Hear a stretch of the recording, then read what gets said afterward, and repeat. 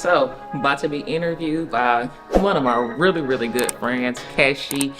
He is the owner of REJUVCO, which is a company that specializes in helping people with investments, life insurance, and so many more things. We're definitely going to get him to speak to you guys more about his company, and about to get hyped up for this interview. Everything that you're going through, that's not things that people go through things and they think that they go through these massive things, and you ask them what they're going through and it's like a $1,000 problem and they're making the hugest deal out of it. But you are going through real life altering, mentally traumatic things. But I look on your Instagram, I call you, we have conversations. What are you doing? On to the next business, on to the next thing. Can you talk a little bit about your mentality? And can you share with people maybe some tips or advice, or maybe what you do to truly help you go through all these things, but you're still elevating everything else around you and the people around you?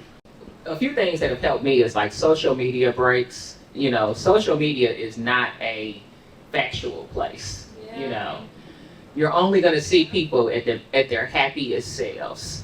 And it can really mess with you, especially when your whole life is crumbling down in front of you. Therapy, you know, I come from a family, I have a very strong mother that has also been through a lot of tragedy and traumatic things. And, you know, she's really, you know, been there for me and stepped up. I would have loved to say that I had a supportive partner, but I definitely did not. And those are just, you know, sometimes things that happen. But for me, you know, it's been just holding on to those close friends, family members, taking the breaks that I need to. I would say, you know, after my daughter passed, I, for the first year, was just really a walking zombie, you know, just going through the motions. I wasn't really, you know, I was having to still open up these franchise locations because I had already sold them. I had to, you know, I had to show up, you know, but I would show up and then I would leave and go cry by myself, you know. And I think when you're going through stuff too, you know, you gotta take that time for yourself and to yourself. Everybody is not your friend. Everybody don't need to know or need to be in your business. Everybody can't support you.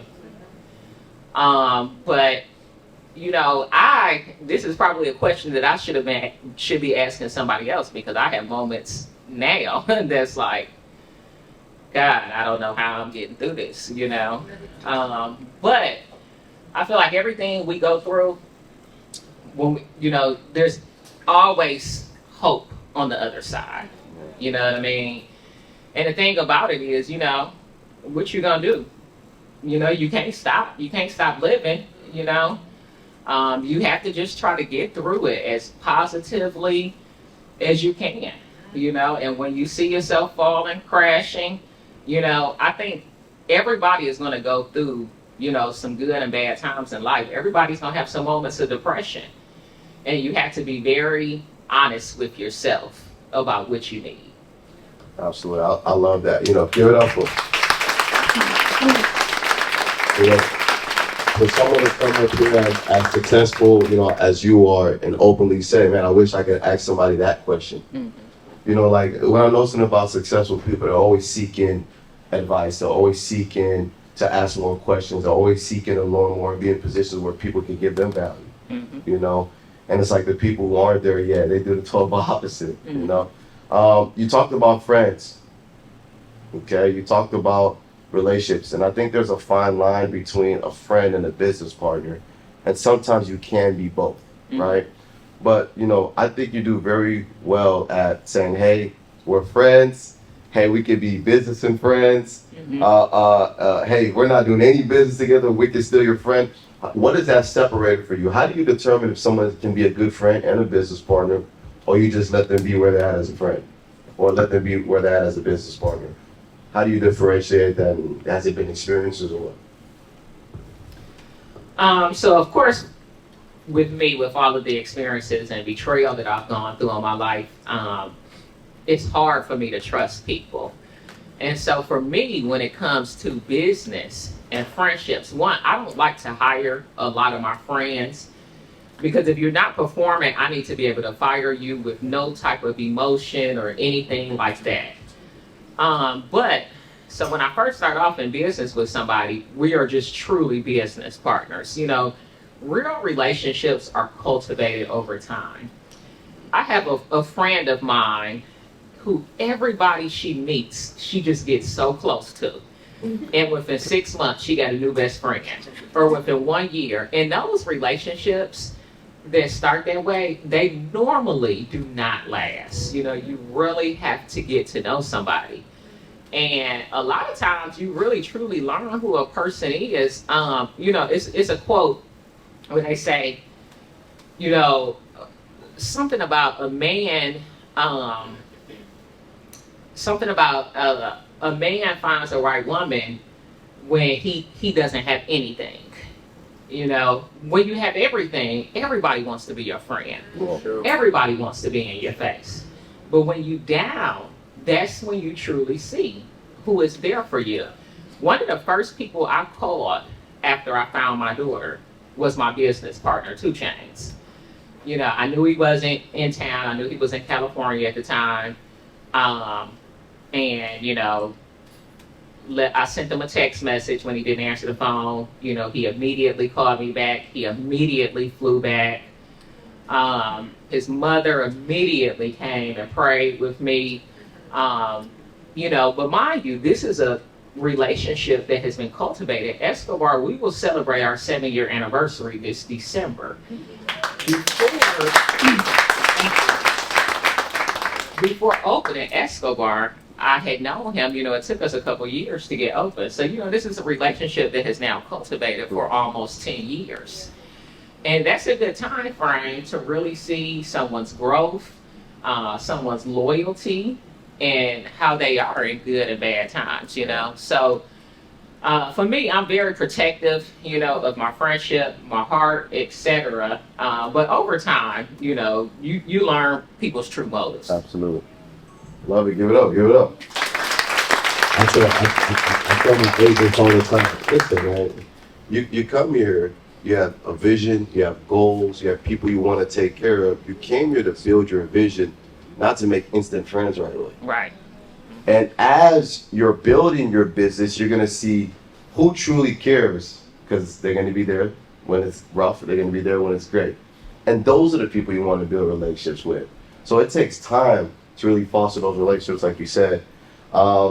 So you've been building these businesses. It's not just one you have.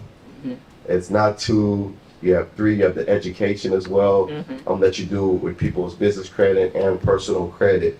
So I've seen all these different entrepreneurship endeavors that you got into. What makes you say, hey, I'm going to give this next one a shot? What is like your 1 or 2 or 3 identifiers that gives you the ability to pick the business that you're picking, or making you want to pick the business that you're picking? I enjoy having a good time. I enjoy seeing people laugh, seeing people dance. I love to cook. You know, I love good food, and so to be able to merge all of those things together. So we've got Esco Restaurant and Tapas. We have 2 locations here, one on Peter Street, one on the south side. We have 4 franchise locations in Marietta, Columbus, Georgia, Dallas, Texas, and Memphis, Tennessee. The one in Memphis, Tennessee is the largest one. If y'all are ever in Memphis, please stop by. Then I also have a brand called Remedy Spa and Salon Suites. So I jumped into the salon suite industry because I wanted to make some good daytime money, but I didn't want it to be a headache. I didn't want it to be stressful. You know, I'm actually a coach. I help people open up their own salon suites, and it's a great industry. You don't have to do a whole lot. You don't have a lot of operating costs.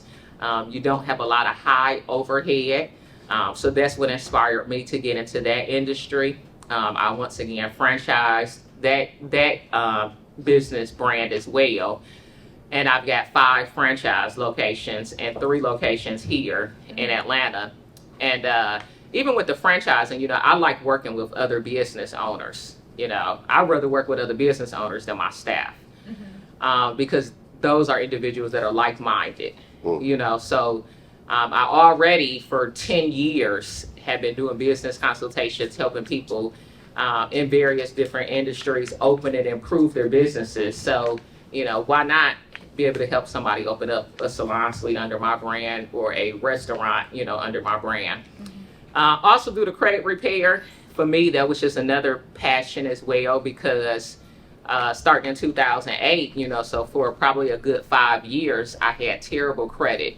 And I was always having to spend cash, you know, or get things with super high interest rates. And so once I learned that game, it was like, you know, if I can help other people, you know, not have to do this. And that's one thing too, y'all. There is no reason for anybody to have bad credit when you can pay somebody $750, $1,000 to fix your credit. DHGUniversity.com. I also teach people how to invest, you know, because like I said, you know, I started off as a financial advisor.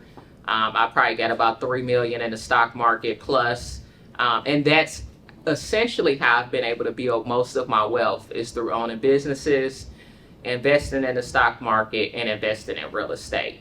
I own several commercial buildings, several residential homes, and so, you know, even, you know, owning all those homes back in 2008, you know, when I was 23, 24, and then losing them, I didn't let it stop me from getting right back into it. Come on now, Can we talk about that? Can we talk about Yeah, you know, when you know something is good, but you know, you just weren't prepared for it, or there was a stock market crash or whatever, you know, pick yourself up and do what you got to do to get right back into it. Just because it didn't work the first time doesn't mean that it's not for you. Absolutely. And can you talk, would you say, would you say that, because you had such a good run at Hookah Highway, like it was next level, probably one of the big popping hookah lounges at the time that you didn't get. This is what birthed a lot of these hookah lounges now. Yep.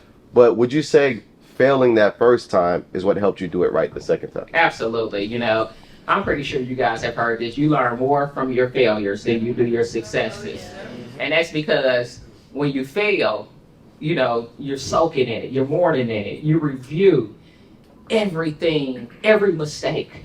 When you're successful, you cash, you shopping, you know, you traveling, you know. So it is extremely important. I mean, I've had so many failures, you know, as I've been telling you guys, and I probably skipped over some.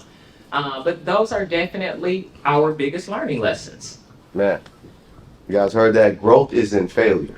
The problem is people don't do enough to fail, right? You're learning and failing. So I love that. And I'm thinking to myself, like, all this stuff you went through, you know, we were talking about, we were reading Matthew, I think it was chapter 4, if I'm not mistaken. It was talking about our purpose in life is to be a light. And you have to go through so many things, but you never dimmed your light. And by you doing that, you inspired so many people. Like, so even for me, I did events, you know, 13, 14 years, you know, and my type of events were special events.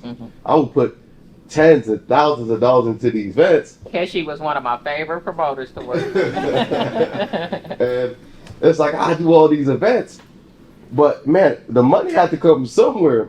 And you were literally the first person to say, hey, I came to you and said, man, I want to do my own deal. I don't need no other promoters with me. I can run this on my own. You know, any history for me, anything, you was like, man, go ahead, do your thing.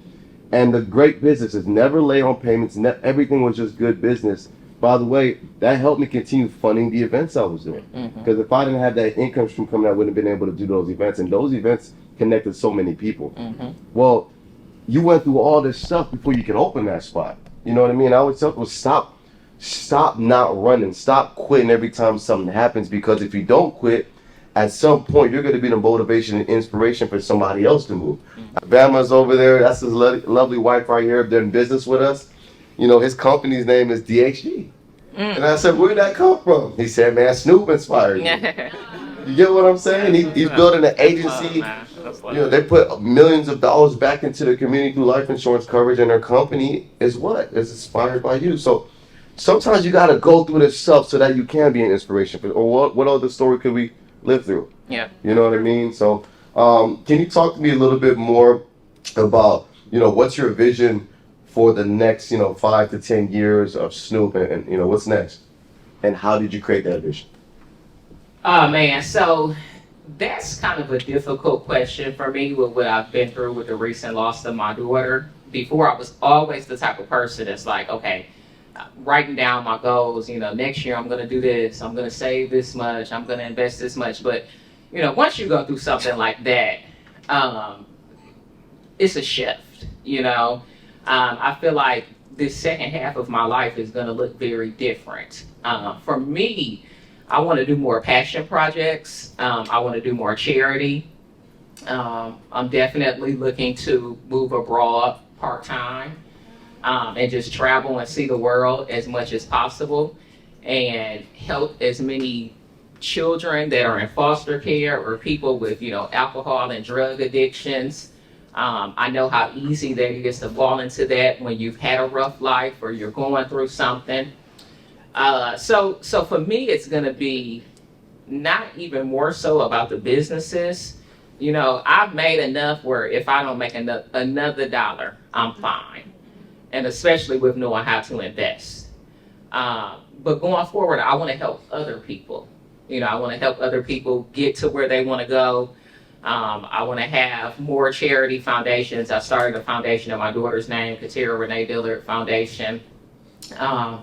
And so that's really what I'm focused on. Yeah. Once I get through this rough season of, divorce, and the hurt and pain from that, I'm gonna live life and live for me again. People forget that. You gotta get you right first before you can have everybody else. Oh yeah, and people, I think especially too in the States, people get so caught up in the rat race and money, And don't get me wrong, we all want to be successful. We have to have money to live, but it is not the end all be all. It is not everything, and you can truly lose your soul by just being focused on that. I know you guys hear that all the time in the office, right? If you chase money, it's like the money runs away from you. If you chase purpose, if you chase your why, if you chase what you actually need the money for, then you will attract it. The problem is people are just chasing money. You're running in circles. I love that you said that. Yeah. I'm glad that you said that. I'm looking at the office here. We have all these, black and brown people here in the office. A lot of people here are inspired by you.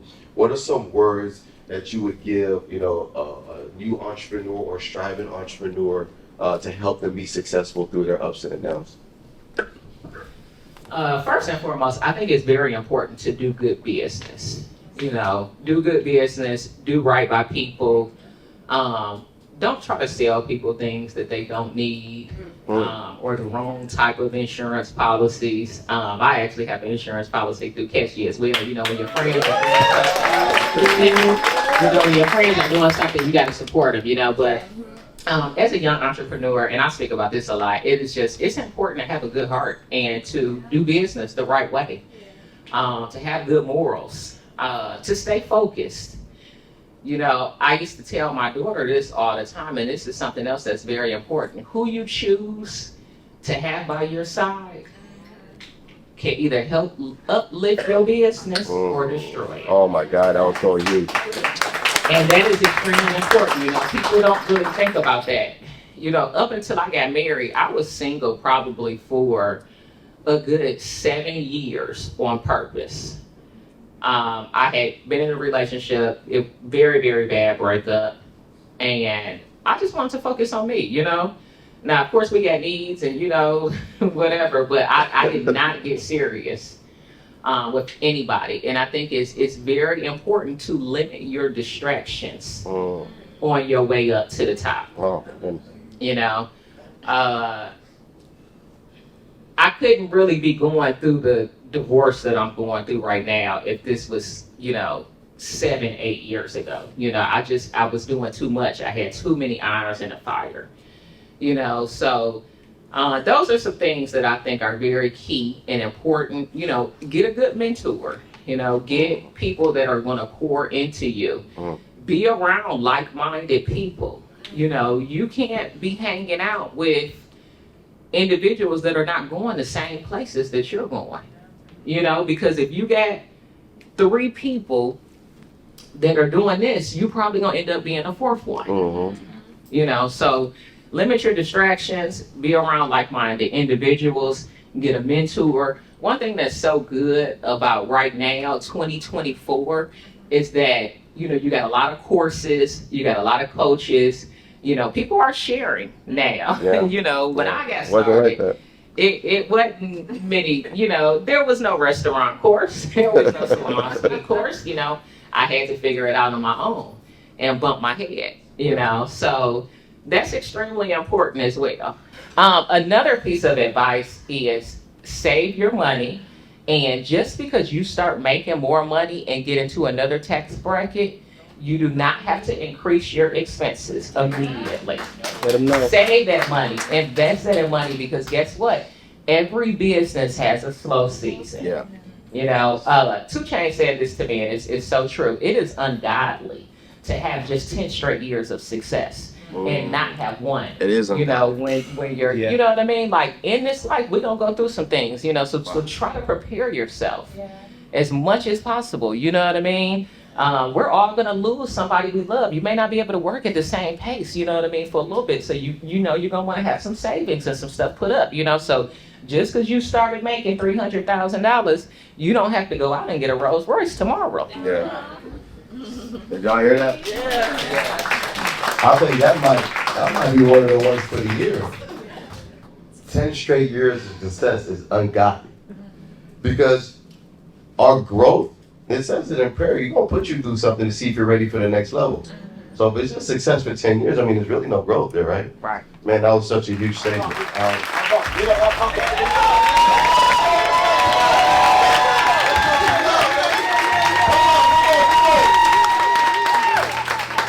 Some of you guys are guests who don't understand what we're doing here.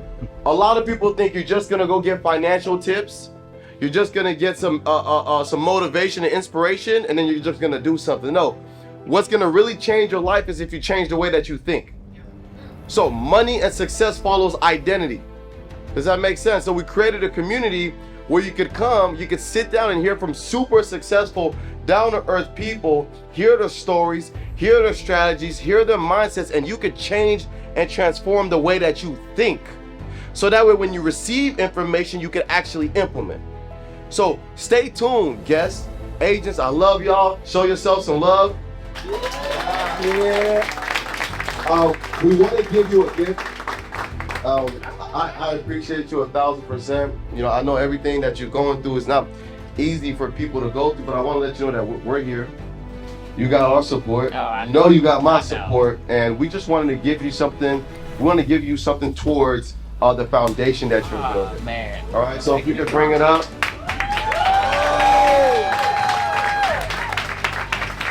2,000?